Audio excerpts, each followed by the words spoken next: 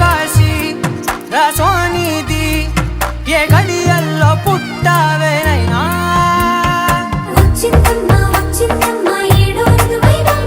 నా ఊహల్లో నా ఊరేగింది నువ్వమ్మా నా బ్రహ్మచర్యం బాకీ చెరిపేసిందమ్మా